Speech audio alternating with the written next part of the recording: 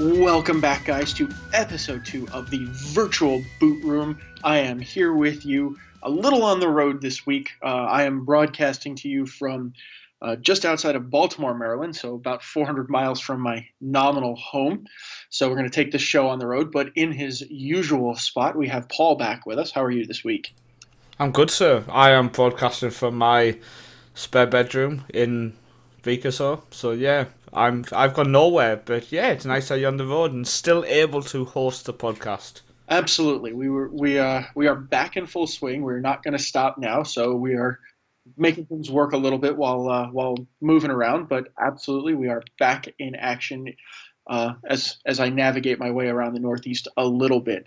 But enough about all of that. Let's get into what we are all here for. Let's talk FM 17. I will say I haven't noticed anything wildly different.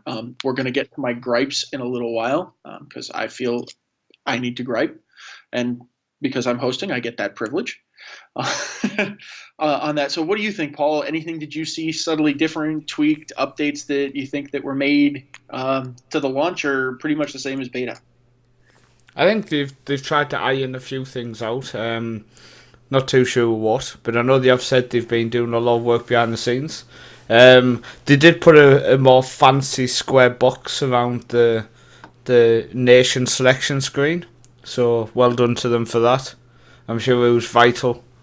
It's One of the well, yeah, that's it. One of the changes I did notice is I spoke with the researcher here in Norway about a week and a half ago about the fact that Egersund, one of the local clubs to me, are a very, very famous club in Norway. Um, Even though they're based in the third tier, which is in the vanilla game, so they're playable no matter without database extension, and they produce many, many youth, and they have a famous youth academy, the Berisha brothers being the most recent. And they had such little information, and the information they did have was wrong. So only a week and a half ago, I spoke to the researcher and passed over quite a lot of information, and it's all been added in, which I thought was fantastic that got done. They listened to my issues and they got it fixed. So fair play to them on that. And I did actually tweet out yesterday saying fair play to Football Manager on that. You added the information as I requested. Next step, stop my goalkeeper acting like a complete idiot. Well, let's go with things we can do and things that will never happen in our lifetime. We can dream. So I did want to mention you had done a post at the start of beta with your top 5 sort of low cost wonder kids. If folks haven't checked it out, I do recommend checking it out. You'll have noticed on my Laharv series that I picked up one of your recommendations. I picked up Tobias Svensson from Molde. I managed to take him. I bought him at the beginning of the season for 18K. He hung around, played a little bit of backup, spent a bunch of time hurt, but kind of came in and out of the side a little bit. And if you caught up on Friday's episode, I believe it's in Friday's episode, maybe in Monday's episode. But either way, we've sold him in the January transfer window to Inter Milan for $2 million. So I just want to say thank you. You've helped improve the financial situation of my club on that little profit-making affair. That's what I'm here for. If you're listening on YouTube, for example, the link to that will be in the description because, well, I'm here to promote myself and I might as well do it, Colin. Absolutely, and we'll include it on SoundCloud as well. Fantastic. Which means I think it'll be on iTunes. I think it automatically takes the information over. Should. But who knows? Technical talk. But what I talking about that, Colin, when I did my beta save on YouTube, I signed up for Nottingham Forest, and people who watched the series would have knew that also in January, after picking him up for 30k, whatever it was, he moved on to Liverpool for 2.3 million. I think it was Liverpool or Southampton, one of the two. They both came in for him. So yeah, he's definitely a nice financial selling player, Colin. No, absolutely. He's actually a great player, and you really should technically hold on to him. But in the situations of Colin, for example, the money is extremely important at the end of the day. Yeah, and to be fair, right, I'm still a second tier team, so it's going to be hard to. It's and I talk a little bit about it in one of my episodes that it's just incredibly difficult to hold on to these guys when Benfica and Inter Milan and Newcastle and Liverpool and Mönchengladbach. I mean, these big top tier sides come in looking for your players. It becomes very difficult to say, no. You really want to come hang around and play in the second tier with me. Well, I mean, you've got to look at the possibility. Can I hold on him for 6 more months? Will that put his value up? Maybe if you went up, then it would put his value up. But then you've got to say, is he going to kick up a fuss? Because for Nottingham Forest, I actually rejected it originally. But then the argument started. He said he wanted to leave, which, understandably, he comes from Norway. In Norway, a lot of people support the likes of Liverpool. And the Premier League is massive. So I like the fact that when a Premier League club come in, he basically said it's my dream to go and play there. I really want to go. It's a stepping stone at Nottingham Forest anyway. Can you please let me go? So it was frustrating, but understandable. So I think you've got to kind of weigh up, is it worth keeping him if he upsets my players?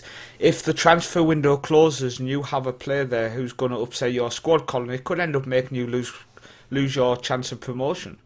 Yeah, and I have to say, I haven't seen a lot of it yet in FM 17, but I can tell you that 16 made me gun shy as all get out when it came to squad harmony. That I'm just so nervous, especially now that I've got a team that's clicking along. We're coming into the home stretch of the season. I've got 10 or 11 fixtures left, and I just got really nervous that I was going to have a guy show up and say, look, you're important. I need to rotate because one of my other, left wingers was yelling and screaming that he wanted out. So he was being sold.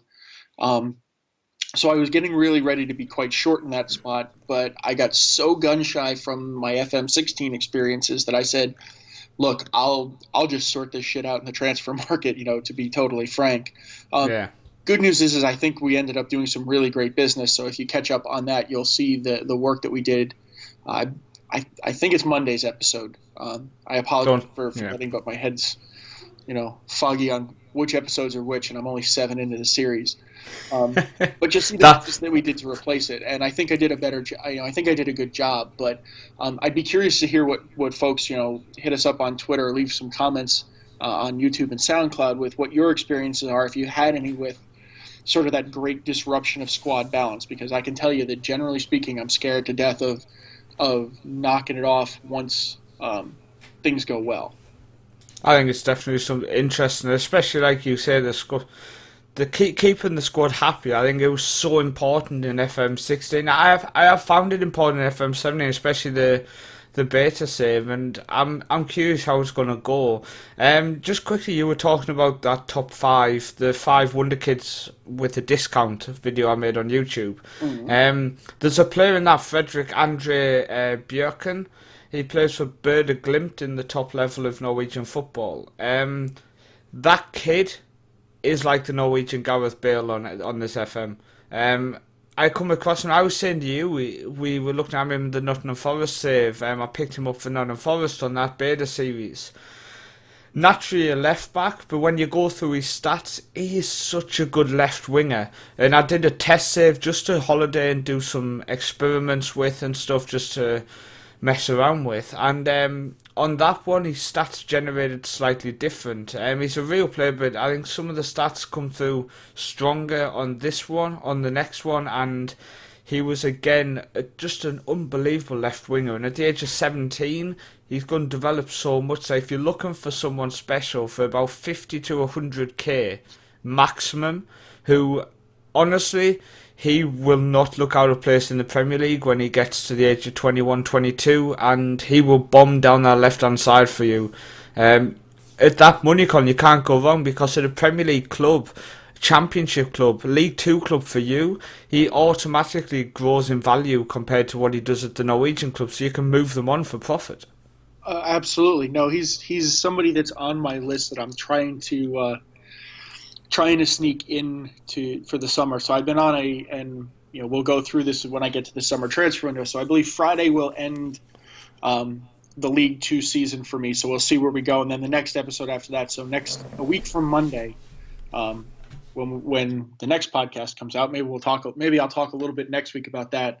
I've got a whole host of young, high potential French youth that were coming off of contract all over the place in France that I've signed. So I've been doing wild free business to bring in all of these really high potential youth players that I'm going to stick into the system, and we'll see what happens. Fantastic. I'm excited. As you know, I follow your series. I enjoy it either morning or night, depending on when I get time to watch it. There's so much good content out there at the minute. I released a vlog today on my channel, kind of looking back at yesterday, FM release day, and I'd kind of just I had a camera just follow me around as I did. Basically sat and played FM all day, to be honest with you. What's wrong with that?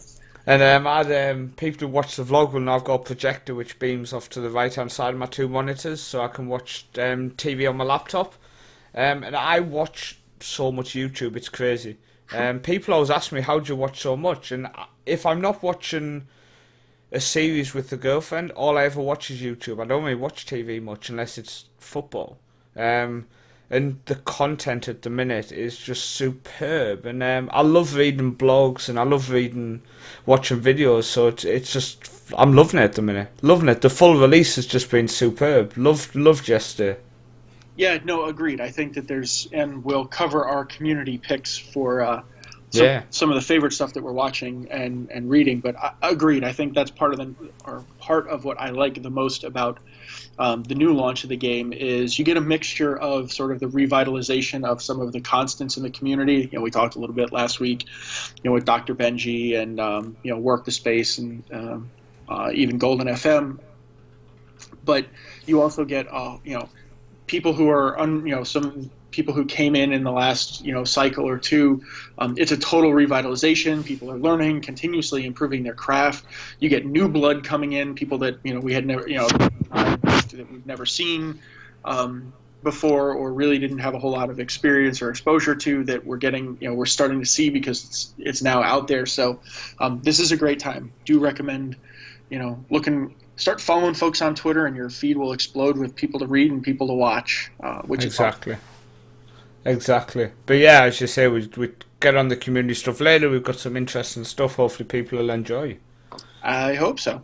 So before we get there, though, it's time to talk about the game and some aspects of the game. So I will get on my high horse, as I mentioned before. So I have to say that FM17 has irritated me to no end. Good start. Well, the injuries. So I will fully admit I haven't done anything different than an FM17. And if you follow my series on there, we rarely had to deal with the injury bug. Okay, fine. Every once in a while, somebody gets banged up in a match. You break a leg, hurt a knee, whatever. Fine. I understand those things happen. But this one seems to just be so out of control that I will play games with just constant streams of injuries between, just in training. And I'm not doing anything special in training. I'm in the middle of the season. My guys are spending more time at home than they are on the field to make sure that they're fully rested for games. And it's just like they walk in the front door and it's like, oh my God, he's out for 6 weeks. He tripped on the door jamb, which is really starting to get annoying. But it made me think. When I sat down and looked at it, it made me think. So I think there's two pieces of it. Is one, if it seems to be more prone, maybe it is. It's just going to happen. But the second piece of things is starting to think about squad depth and match rotation. So I wanted to ask you, Paul, how do you go about, injuries or otherwise, right? How do you go about thinking about squad depth and squad rotation in that, so that if you get hit with injuries, you have a lot of matches in the same place? I know a lot of people love playing in England, and you get between, November and February, and it's like you're playing 4 times a week. So, pardon me, how do you approach that? Well, with my Nottingham Forest save, I had many injuries, so squad rotation wasn't by choice, it was by the fact I had to do it. But I have sat down and kind of tried to address it, because I never believe there's an issue with the game when it comes to injuries. I believe it's an issue with how you're managing your team, how you're managing the weekly training, are you giving them enough time on certain training regimes, etc. And my Darlington save, it's now at the end of August, which the episode 3 for August goes live on Monday evening. And I'm missing my two best central midfielders who both got injured in the first week of the game. Now, my first thought was, oh, come on, FM, you screw me. Didn't take long. First week of the game, two midfielders out for 3 to 4 months. But I kind of put it down to, the first thing I did, I went on training and said fitness. And I left it on medium, but first thing I did was I told them, right, do fitness work. Now, I started to think to myself, maybe I've messed up there. As soon as I picked up the injury, I thought to myself, maybe I shouldn't do fitness. Now, this actually comes from Ryan on FM Central, and he always goes for the likes of ball control first. They've been away for a few weeks, get them with the ball at the feet first, just very lightly. So the following week, I set them just on ball control light, and then the week after that, we went on fitness medium, the week after that, fitness heavy. Then as soon as the season started, I've been back at ball control, and my weekly training with the team is ball control, and then the match day training is dependent on the team. When I'm playing at home, I do attacking movement. When I'm playing away from home, I do defensive movement. I'd love to actually know if you do that, and if you don't, what do you do? But in terms of squad rotation, anyone under 90% I try not to play unless I have to, in terms of conditioning. In terms of sharpness, that doesn't bother me as much. For example, I've got a defender who's just come back. He's now 100% fit, but only 71% match sharp. He will start the game for me because I know he's fit enough to get through. But I do know his fitness will end the match lower because he's not obviously match ready. He's not going to last the full 90 with the conditioning of somebody who's at 90 and 90, for example, when you're talking about condition and sharpness. So I mean, in terms of rotation, I do have a kind of little bit of rotation, but I don't really have the strongest squad calling at the minute, so I can't really rotate 3 or 4 players a match, if you understand. So I've got to kind of deal with what I've got, and just kind of hope they struggle their way through. No, makes sense. So I will pick up on your question and one other piece. So, oddly enough, I actually care a ton about match fitness, match sharpness. I actually think it's the faster and longer you can keep them at 100%, the more effective your team is, because they're used to playing with each other. They're ready. They're into the flow of the game. They're at the speed of the game. So I actually think that that's a key aspect of things. And looking at how I'm handling things, it may actually be causing me more problems because I'll set more of my players to play in reserve matches and that to keep that value pegged as best I can. Now, I will rotate a lot. If you notice and you watch, I actually have a pretty huge squad, as well as, in the reserves and under 19s, but I have a huge squad. So I am trying pretty hard to rotate a lot of guys around, because I want so many of them to be fit so that when I put out there for a game, I know that these guys are in it, they're ready, they're up to speed, there's not going to be an issue. When it comes to how I do the training aspect of things, I don't look at a home and away for attack and defending training. My general training will be what I think is weak at the moment. So, if we're not scoring a lot of goals, I'll put it into general attacking training. If I think we're leaking too many, I'll put defensive on. If I'm pissed at my passing, I'll put ball control on. Normally, I just leave it at balanced. I typically don't screw around with it a whole lot. My sort of match training, I will do attacking for games where I feel like I should be the absolute dominant power on the field. And I'll do defensive in games where I feel like I'm going to be the underdog on it.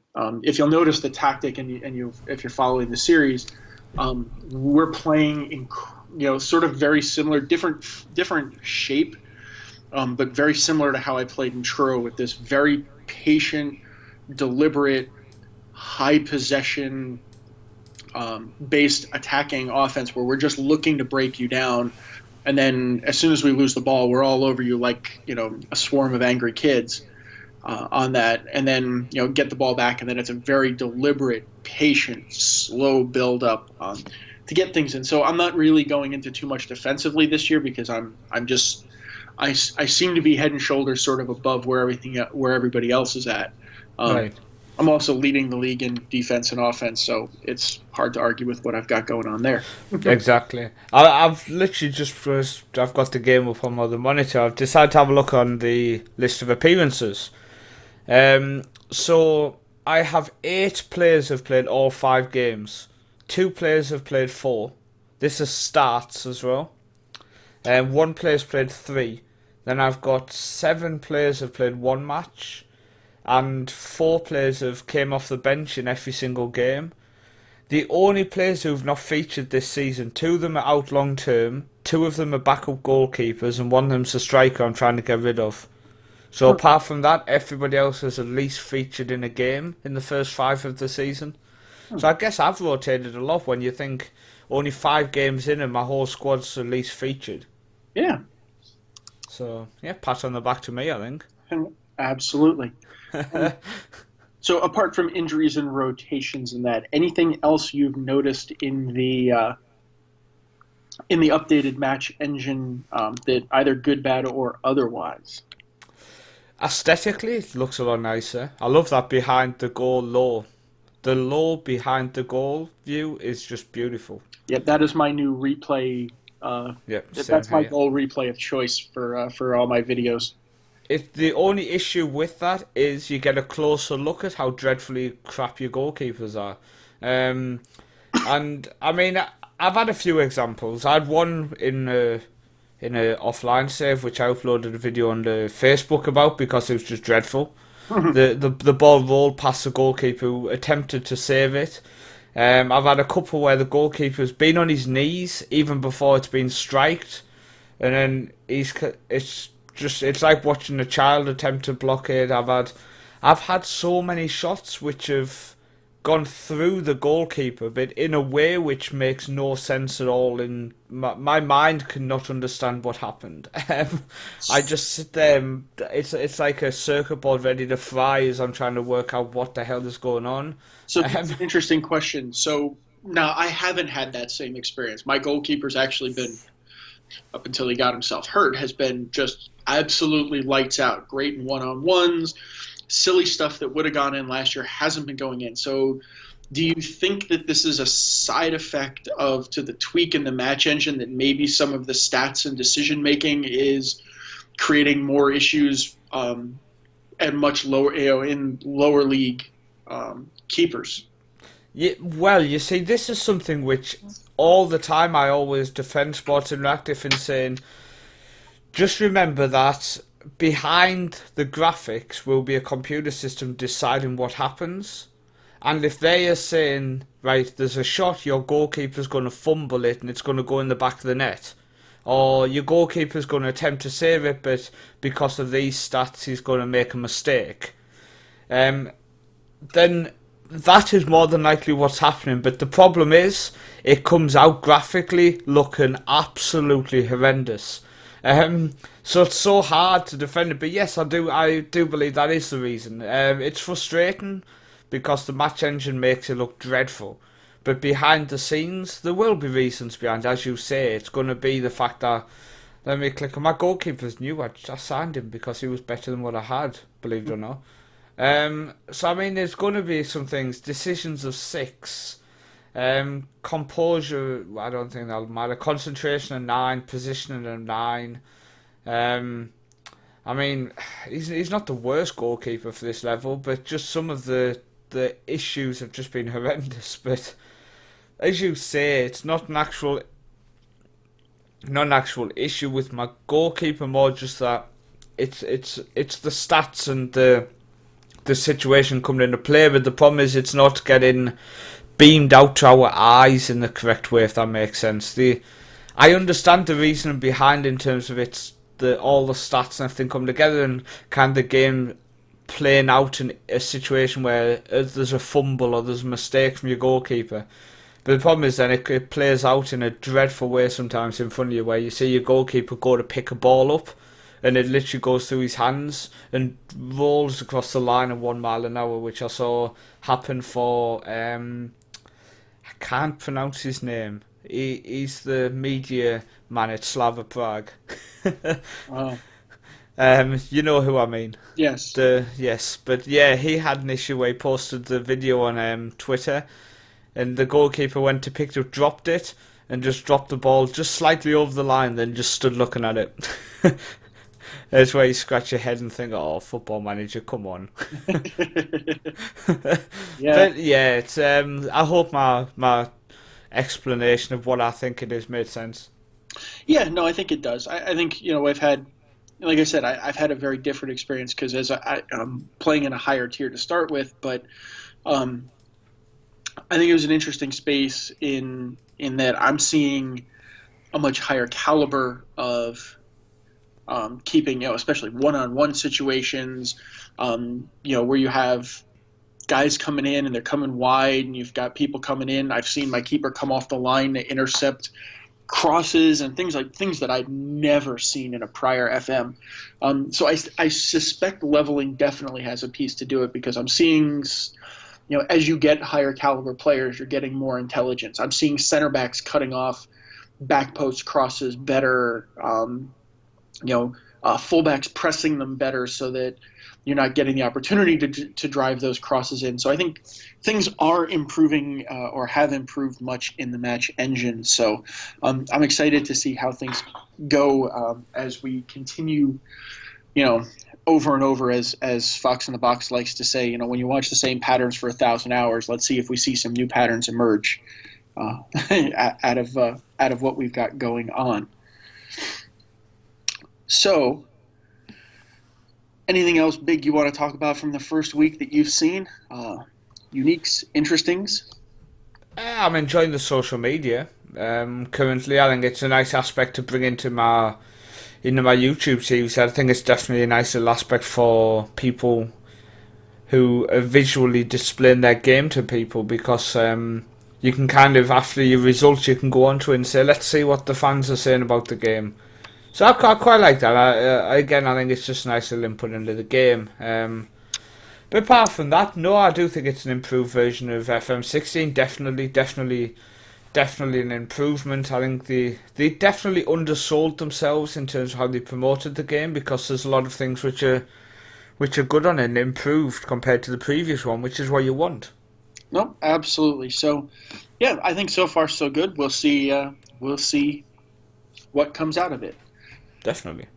Okay, so to roll through our last big segment of the show, and what I think is our favorite segment, what are you checking out in the FM community?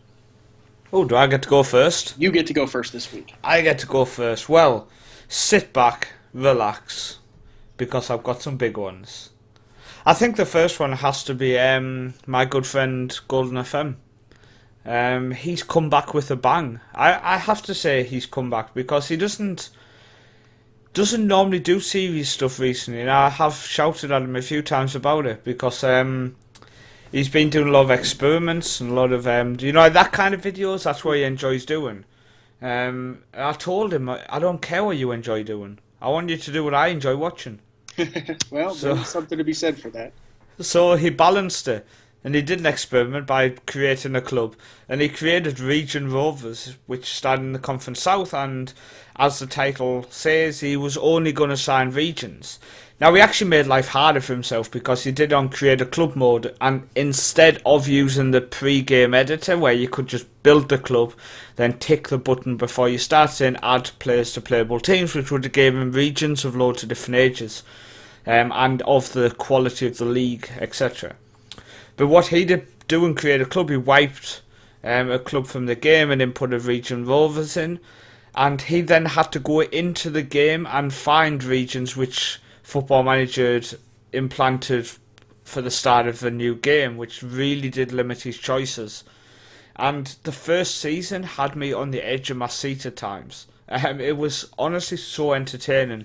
The fact he's back doing a series, a long-term series, and it mixes in with the kind of experiment type thing by creating a club.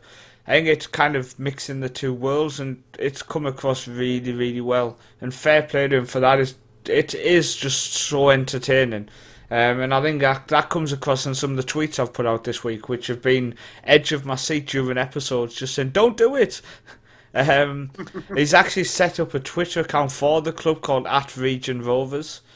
So you definitely give them a follow because, again, in Paul's quirky little styles, he's putting out tweets and stuff as well, which is just fantastic. Fair play to him. One of the biggest YouTubers out there, been around for a long time, and FM17, he's come back with a bang, so absolutely loving it.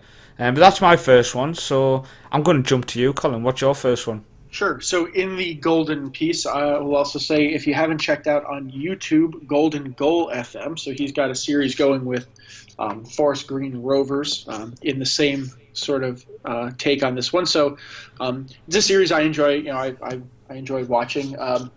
Nice guy, is fun to interact with. I talk to him back and forth on Twitter. So an absolute one of the good guys in the community, so I highly recommend getting in and checking out what he's got going on. Fantastic. The next one for myself is one I've just come across recently. Wondertrek.wordpress.com. So that's wondering and TREQ.wordpress.com. Really interesting save. Colin, you're going to pronounce the name of the team. Vitriol? Vitriol? Something. It's definitely something. He's definitely playing with a football team. And it definitely starts with FCV. ITORUL. If somebody wants to tell us how dreadfully wrong we pronounce it. Stadium looks beautiful, by the way. Absolutely beautiful. But be gentle on us, please. Please be gentle. Yeah, be gentle. But his writing style is really nice. Really nice. I definitely think it needs a bit of promotion. Bit of promotion to say. Go and check that out. Yes, no, absolutely. It's definitely well written, very interesting, a little off the beaten path, so highly recommend. Yes, indeed. What's next, Colin? So in that one, again, YouTube, just because, again, that's my primary medium because it's easy to watch. I can sit and watch on my phone and whatnot while I'm bouncing around all over the place. FM Underdog.